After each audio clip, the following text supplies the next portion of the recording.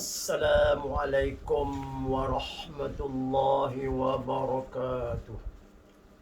A'udzu billahi minasy syaithanir rajim. Bismillahirrahmanirrahim. Alhamdulillahi rabbil alamin. Wassalatu wassalamu ala sayyidina Muhammadin asyrafil mursalin wa ala alihi wa sahbihi ajmain. Rabbi shrah li sadri wa yassir li amri wahlul 'uqdatam min lisani yafqahu qawli.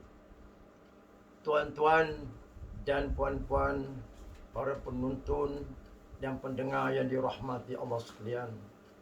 Saya Ustaz Haji Zahari bin Haji Awang, pegawai Sakinah Parlimen Keluang, akan memberi tazkirah yang bertajuk Tazkiyatun Nafsi, iaitu penyucian jiwa.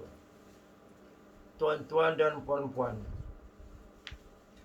di dalam modul Sakinah yang ke-8 ataupun MKS mengajak umat supaya memastikan diri suci, bersih daripada segala sifat-sifat mazmumah, sifat-sifat yang kotor, yang jijik, yang boleh menghalang daripada mendapat keampunan dan keredaan Allah Subhanahu wa taala. Keampunan dan keredaan Allah amatlah penting bagi kita sebagai hamba Allah Subhanahu wa taala. Tuan-tuan dan puan-puan, manusia memiliki jasmani dan rohani. Rohani manusia ada dua kuasa atau dua naluri. Satu kuasa ataupun naluri yang membangun. Yang kedua, kuasa atau naluri yang meroboh, yakni meruntuh. Tuan-tuan, naluri atau kuasa membangun ialah yang dipimpin oleh akal. Akal pula dipimpin oleh syarak. Itu yang membangun.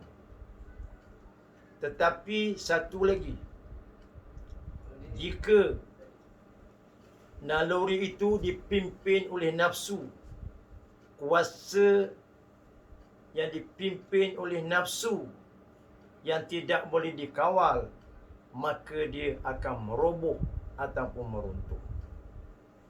Tuan-tuan dan puan-puan, marilah kita sama-sama renungi, sama-sama kita analisa.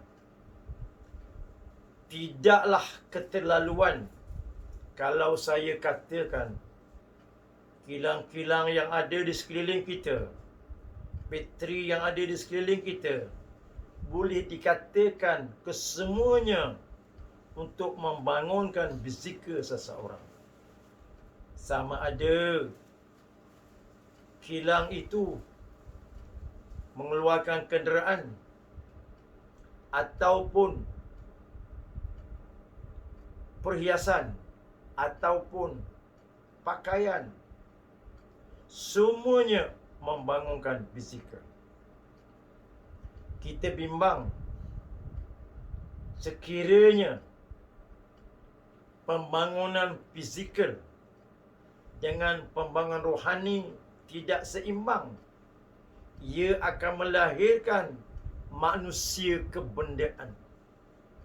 Ia akan melahirkan manusia materialisme. Ia akan membangunkan manusia materialistik, yakni faham kebendaan. Tuan-tuan dan puan-puan, cubalah kita fikirkan bersama. Apakah akan terjadi pada agama Islam? Apakah akan terjadi kepada negara? Apakah akan terjadi kepada bangsa jika di sana sini lahirlah umat yang kebendaan, lahirlah umat yang materialisme, ramai yang lahir sifat-sifat materialisme, faham kebendaan, apa akan jadi pada agama kita, pada bangsa kita, pada negara kita? Sudah tentu tuan-tuan, banyak yang buruk, banyak yang tidak baik daripada yang baik. Marilah kita sama-sama renungi. Islam agama yang sumul. Islam agama yang kamil, yang sempurna, yang cantik, yang baik. Kerana Islam datang daripada Allah Subhanahu wa taala. Islam tidak pernah menentang material. Tetapi yang Islam menentang ialah faham kebendaan. Apabila jiwa seseorang itu faham kebendaan, hidup mereka melentang patah, bujur lalu.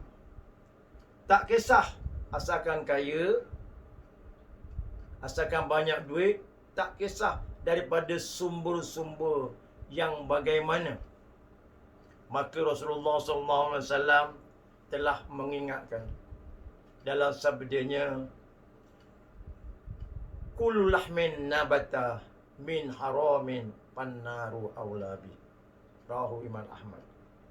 Yang bermaksud, kullu lahmin nabata min haramin.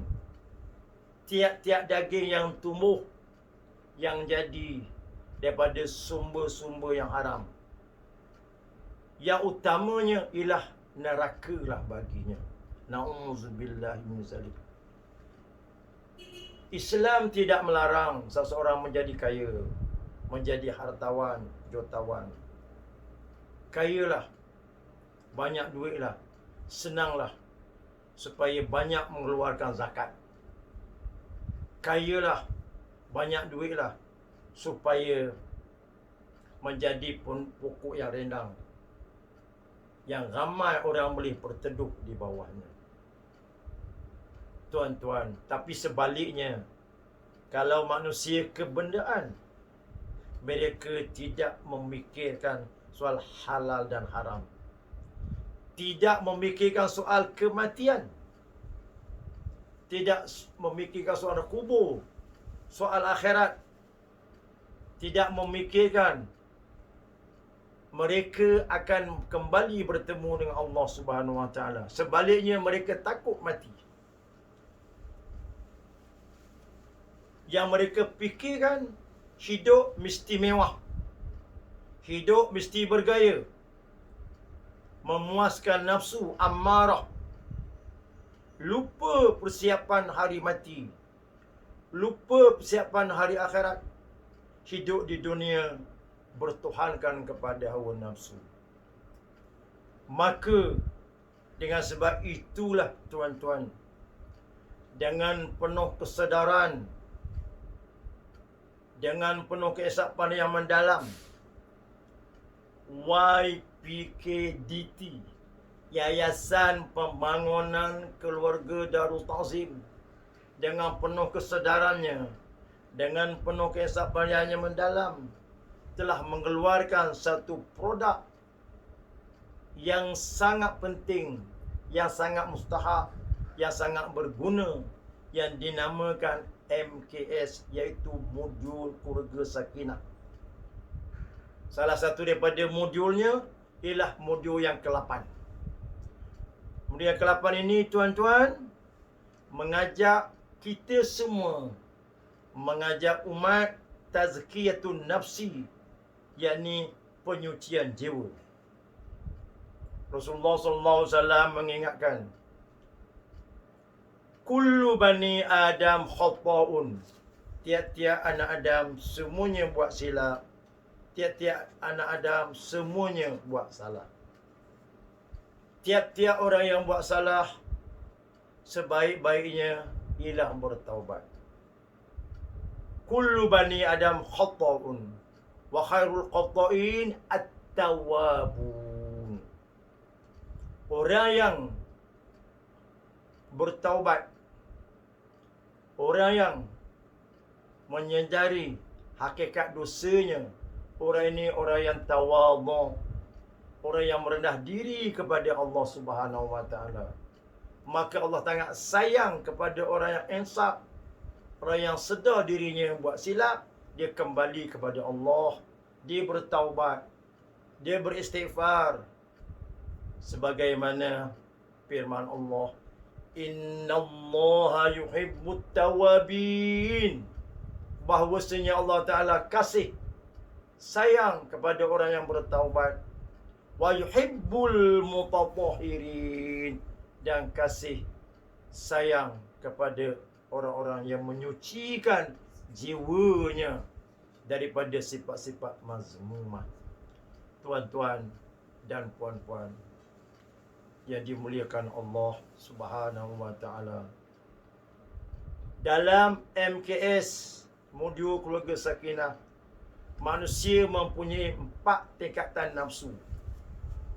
Nafsu yang pertama ialah nafsu ammarah. Innan nafsa la ammaratum bisu. Nafsu amarah sangat mengajak, mendorong seseorang itu membuat kejahatan. Siapa-siapa yang memiliki nafsu amarah, pemikirannya, jiwanya, hatinya, perasaannya, kehidupannya, aktiviti hariannya, semuanya mengajak kepada membuat perkara yang tak baik, perkara yang boleh merosakkan dirinya, keluarganya dan masyarakatnya. Oleh itu, perlulah kita bersih jiwa kita. Bagaimana caranya? InsyaAllah tuan-tuan, ceramah ni bersiri. Hingga sampai di sini saja tuan-tuan. Wassalamualaikum warahmatullahi wabarakatuh.